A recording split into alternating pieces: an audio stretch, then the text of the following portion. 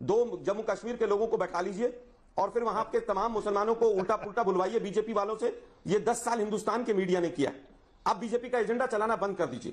कम से कम आज शुभ दिन है, जम्मू कश्मीर की हेलो खुशहाली का दोस्तों, दिन। जैसा कि आप जानते हैं कि जम्मू कश्मीर विधानसभा चुनाव के नतीजे आ जाने के बाद उमर अब्दुल्ला जम्मू कश्मीर के नए सीएम बने हैं और उनके सहयोगी दल कांग्रेस से कोई भी नेता मंत्री नहीं बना है। इस पर कांग्रेस का कहना है कि हम आपकी सरकार में आपका साथ देंगे, लेकिन कांग्रेस ने अपना समर्थन नहीं दिया है। कांग्रेस का कहना है कि जम्मू कश्मीर को पूर्ण राज्य का दर्जा मिलना चाहिए। इसी मुद्दे को लेकर आज की बहस रखी गई थी, जिसमें कांग्रेस के प्रवक्ता आलोक शर्मा ने पत्रकार श्वेता सिंह को ये कह दिया कि आप भाजपा के एजेंडे पर काम कर रही हैं, जिस पर दोनों के बीच बहुत ही तीखी बहस हो जाती है। पिक्चर चालू करो बे। जी, आप भले ही ये कहें कि 370 में दरअसल कुछ नहीं, जो बीजेपी ने एक्शन लिया अब अगस्त 2019 में, उससे कुछ परिवर्तन नहीं हुआ, कोई बदलाव नहीं हुआ, बहुत माइनर बदलाव हुए। लेकिन उसके बावजूद आज की तारीख में अगर आपके सहयोगी ये कहते हैं कि 370 अपने मूल रूप में, 35A भी, 370 भी अपने मूल रूप में वापस बहाल होगा, तो क्या आप इस चीज के साथ सहमत हैं, इसके साथ खड़े रहेंगे केंद्र की राजनीति में भी? अभी बदत है भाई, अभी बदत है। अभी मजा आएगा ना भिड़ो। आप भी ठीक करके देता हूँ।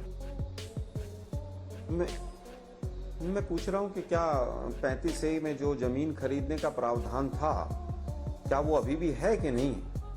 इन लोगों को तो नहीं पता, बीजेपी वालों को। श्वेता जी, आप बता दीजिए, क्या आप और मैं वहां पर जमीन खरीद सकते हैं, हाँ या ना? में बता दीजिए। मैं आगे की डिबेट बाद में करूंगा। नहीं तो गौरव कपूर जी से ही पूछ लेते ना, तो आपको दिक्कत क्या है गौरव कपूर जी फिर 370 से? नहीं, आप बता दीजिए इनको। देखिए, गौरव कपूर जी को मैं बता दूं कि जो डीसी जम्मू का ऑर्डर था उसमें यह है कि 15 साल तक आपको वहां पर डोमिसाइल दिखाना है। क्या ये मेरी बात गलत है या सच है? और मैं तो आज तक से कहूंगा कि जो ऑर्डिनेंस है आर्टिकल 370 में जो चेंजेस करने का, आज तक उसको दिखा दे। गूगल पे भी नहीं है, हैकर से हटवा दिया गया है। इतना छोटा पहले कभी नहीं हुआ होगा।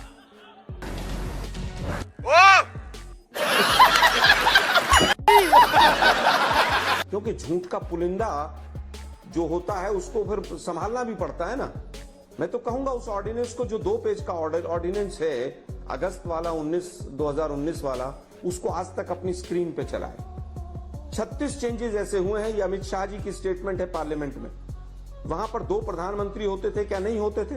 वहां पर पंचायती राज नहीं था, क्या ऐसा सच है कि नहीं है? वहां पर हाई कोर्ट, सुप्रीम कोर्ट की पावर्स कितनी थी नहीं थी, पता है सबको। वहां पर कॉन्करेंट लिस्ट और यूनियन लिस्ट का क्या प्रावधान था? सारे बदलाव हुए, 36 चेंजेस हुए, लेकिन हमने हमेशा से असेंबली को, वहां की आवाम को सहमत करके उनकी मंजूरी लेकर आगे बढ़े। हमने तानाशाही नहीं की।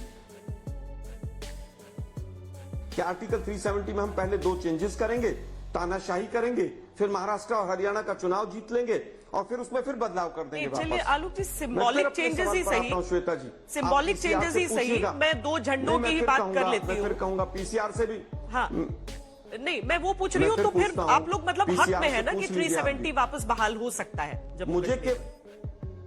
अरे भाई, मैं कहता हूं हमारा केवल सीधा पक्ष है। हाँ। आर्टिकल 370 में कोई भी चेंजेस होते हैं तो वहां की असेंबली, वहां की आवाम, वहां की जनता, उसकी सहमति के साथ हमें आगे बढ़ना चाहिए। पहले दिन से हमारा स्टैंड है, आज भी वही स्टैंड है हमारा, कि वहां की जनता, वहां की असेंबली क्या चाहती है, उसके बेस पे हमें आगे बढ़ना चाहिए।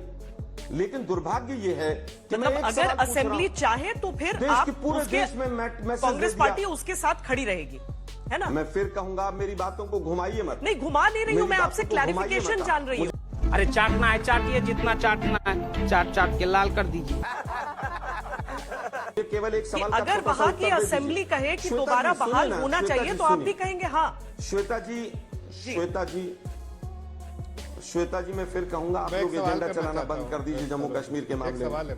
हिंदुस्तान के मीडिया ने जम्मू कश्मीर का बहुत बड़ा नुकसान किया पिछले 10 साल में।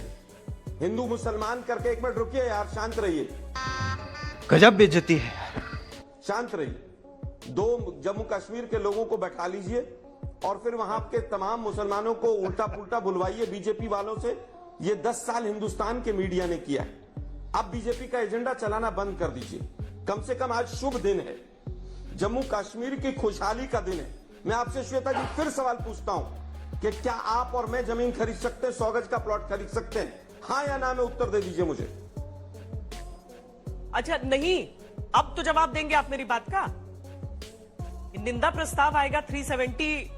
आप पहले मेरी बात का जवाब दीजिए। हाँ तो मैंने तो जवाब दे दिया। मेरी बात का जवाब दीजिए। नहीं, मेरे पास तो नंबर 1 पैसे भी नहीं है वहां जमीन खरीदने के। नहीं खरीद सकते ना? आप वो अधिकार तो बाद में छोड़िए। नहीं, आप पैसे पहले की मुझे बात नहीं, क्या लीगली अच्छा नहीं खरीद सकते। अब बताइए आप मुझे। छोड़िए ना, मैंने आप बता दिया ना, मैंने नहीं, आपको आपकी एक बातों शब्द को में घुमा जवाब रहे दे हैं, फिर दिया। बीजेपी के एजेंडे पर आ रही हैं।